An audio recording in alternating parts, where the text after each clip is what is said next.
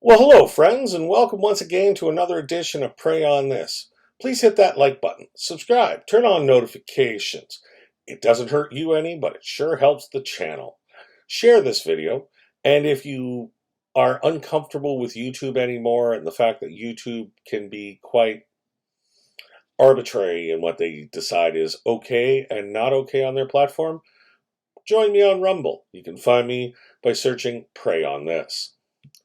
So, the cabinet shuffle is over. What does this all mean? What changed? How does this affect your life? What's the Trudeau Liberal government going to do with this change in cabinet?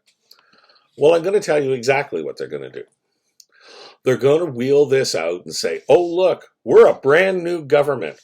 All that crap that happened in 2019, 2020, 2021, 2022, 2023, that don't matter now because we have a brand new team and we're a new government. I've seen this play out before. The reason I've seen this play out before is that's what Kathleen Wynne did. That's what she did in the 2014 election in the province of Ontario. She wheeled out that she wasn't the Liberal government of Dalton McGuinty. This wasn't the same old liberal, tired Liberal government that needed to be changed. This was a new Liberal government. Well, that's what Justin Trudeau is going to try and do now. He's going to tell you that all the incompetence, all of the bad stuff that was happening, that was all the former team's fault. Might work if he had changed the major players of the team.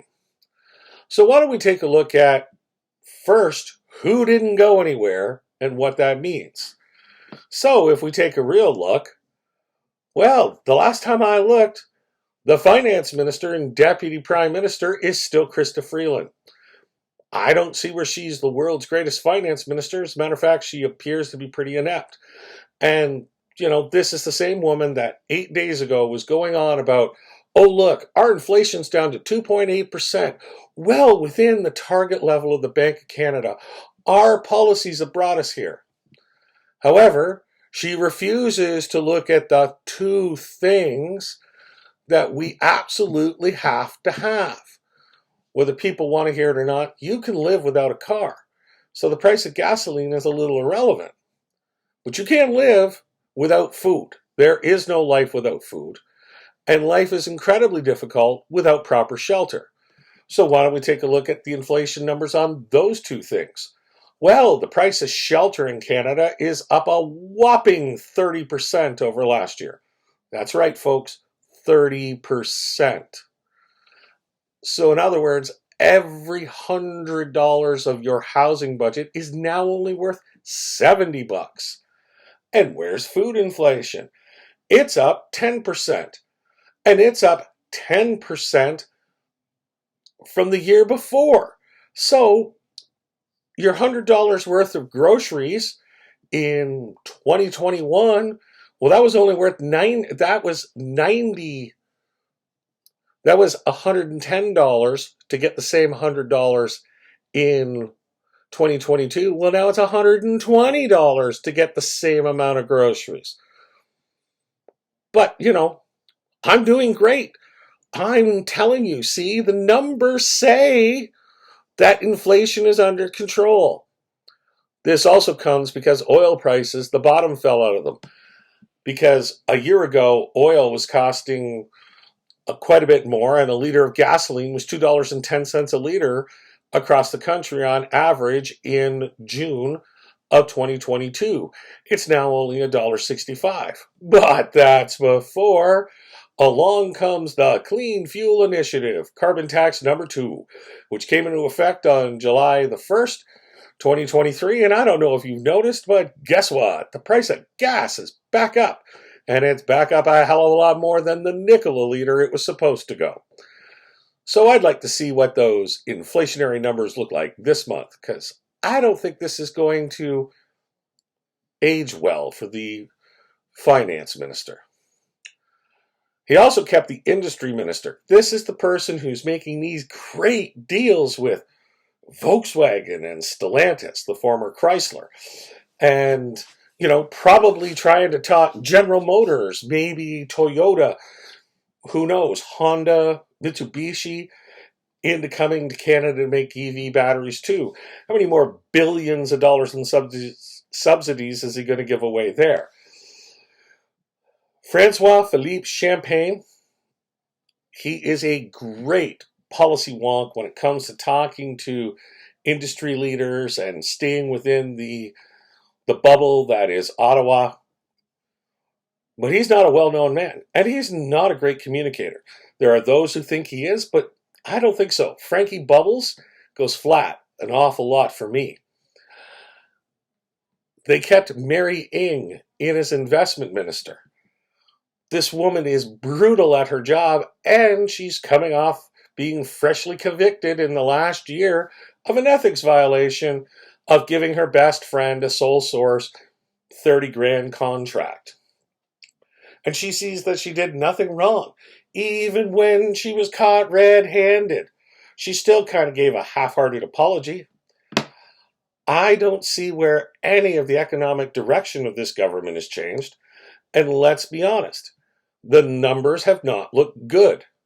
When you take a look at inflation in terms of cost of living as to how it affects you and I in the pocketbook, groceries are up, housing is up, and energy is going to be up again. These are things that we need to live in this country, and they didn't get any better. And as a matter of fact, by keeping this three-headed hydra in place, what they're telling us is that steady as she goes, boys. We know the path, and we're going to spend our way to prosperity. It's never worked in the history of the world before, but hey, we're going to make it work. No, they're not, and we all know it. Then there's two others that they left in place that I just don't understand. You kept, believe it or not, Melanie Joly as the Foreign Affairs Minister. She is probably the worst, absolutely worst Foreign Affairs Minister, not only in the history of Canada, but possibly in the Western world, possibly of all time. She is inept, out of her depth, speaks out of turn, is not respected, and is hurting our reputation on the world scene. But Trudeau kept her in place. Why? Well, there could be some personal reasons on that, but I'm not going to speculate. And then finally, keeping in place the most divisive, the most hated minister in this country. Now, maybe not hated by the people, but definitely hated by other heads of government in this country. Because if those of you who don't understand how our country works, there is not one government. There are 11 major governments. And when it comes to the Ministry of the Environment, the provincial Minister of Natural Resources and the provincial Minister of the Environment is far more important than the federal, because those are definitely, by the Constitution, the domains of the province. And yet, you have not a competent minister, but an activist sitting in that job, an activist that is trying to actively kill the 2 or 3 biggest industries in this country. And whether people want to hear it or not. And I'm sorry, Ontario, you're not going to like this. Neither are you, Quebec. But manufacturing is not our biggest industry. It's number 4.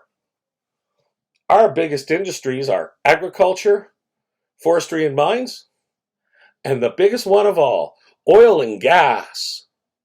We are a natural resources powerhouse. We have more natural resources than any country on the planet. And yet, we have the most obstructionist government when it comes to getting our resources to market. We've seen what their action has done over the last 10 years. Actually, 8. Let's get that straight. It's 8. But over the last 8 years, the Canadian standard of living has fallen behind the United States, Great Britain, France, Germany, and just about every other G7 country. Why? Because we can't get our product to market. Why? Because our government is obstructionist in terms of building pipelines, creating supply chains to get our resources to market. They stand in the way of mine approvals. They stand in the way of forestry approvals. They stand in the way of anything that's not a wind turbine or a solar panel. They couldn't even approve tidal power. And who's responsible for this? Well, it's Justin Trudeau's good buddy, Stéphane Guilbeault, the man who is hated universal by premiers across this country. And I don't care if it's the premier of BC or the premier of Newfoundland, one who's an NDP, one who's a Liberal, or the 8 other conservative prime ministers. Nobody likes Guilbeault because he constantly keeps sticking his nose into provincial jurisdiction, and when he does this, he causes investment to lose confidence in Canada. Therefore, they pull their investment. Therefore, we're not being innovative. We're not creating jobs. We're not getting our product to market, and that reduces our standard of living. That's what Trudeau's done to us. We also take a look at the other ministers that got moved out. Marco Mendicino is out, who needed to be gone. And Dominic LeBlanc, Trudeau's fixer, he didn't move over just to public safety. He still stays on as Minister of Intergovernmental Affairs, but they added public safety in, creating almost a super ministry. They moved Sean Fraser from immigration to housing, trying to say that, housing is now one of our bigger priorities because Fraser is a much better communicator than the predecessor. However, there's not a lot of levers that the federal government can pull when it comes to housing, and Mark Miller moves over from Indigenous Affairs and Reconciliations to immigration. Then the rookies started. We've got Arif Varney, who is now the Justice Minister and Attorney General, replacing David Lametti. I'm not exactly sure what David Lametti did. I'm really not. But he's out. And we've got a bunch of others that moved in, like Gary Anand Desanjgiri, who's now the Minister of Indigenous Relations. Terry Beach becomes Minister of Citizen Services. And, there are some ministers, there are some new ministers, rookies that were brought into place for a couple of reasons. One, when you are a rookie, you're much easier to be controlled by the PMO. And 2, it's a fresh face. You're trying to say that you're moving forward and you're refreshing the government. But what I really see here is I see a bunch of people who don't really have a lot of quality. Pablo Rodriguez, who was brutal in Canadian heritage, C11, C18, he's now the transport minister. I don't have a lot of faith in him to fix the transportation in this country. Seamus O'Regan, he takes on seniors with the also being the labor minister. He's always been a useless cabinet minister. He's only been a cabinet minister because he's Justin Trudeau's buddy. But yeah, not a great look there. When all's said and done, what this really is steady as she goes. The Liberals think the ship is in the right place. And they didn't bring on anybody that says, hey, look at the team that we have. This is still the cult of personality of Justin Trudeau. So when the election comes, and I don't think it's going to be in 2023, I don't think we're going to get to 2025. I think it's coming in 2024. What's the ballot box question going to be? This is going to be a decision that we have to make as to, do we want to continue with Justin Trudeau and his leadership? Do we want to continue down a path that has seen a cost of living crisis, that has seen Canadians go from the Canadian promise that if you went to school, got a good job, and worked hard, you could own a house and be financially solvent in this country, to, will I ever own a house? Will I ever get ahead? It's that where we are now versus a new vision. Steady as she goes. I'm going to spend until the International Monetary Fund says, nope, that's it. You're never borrowing another dollar. Or we can go with someone who has a different point of view and wants to try different things. The whole ballot box question, I can give it to you as it stands right now. After 9 years of Justin Trudeau in power, are you better off? If you cannot answer yes, why would you vote for that man? That's really what it's going to come down to. And I don't think that, oh, Pierre Poilievre is mean, is going to be a reason not to vote for the man. There are still so many things out there that are going to happen. And Trudeau is just oblivious as he walks slowly and whistles as he walks past the graveyard. That, as always, is Pray on This. Hopefully, that's the last interesting thing that happens until Parliament goes back. If it is, I'll stop in next month and say hello. But I'll be taking a bit of a break. But if things continue to stay interesting, I will be here. As always, this has been Pray on This. Have a lovely summer. God bless you, and stay safe.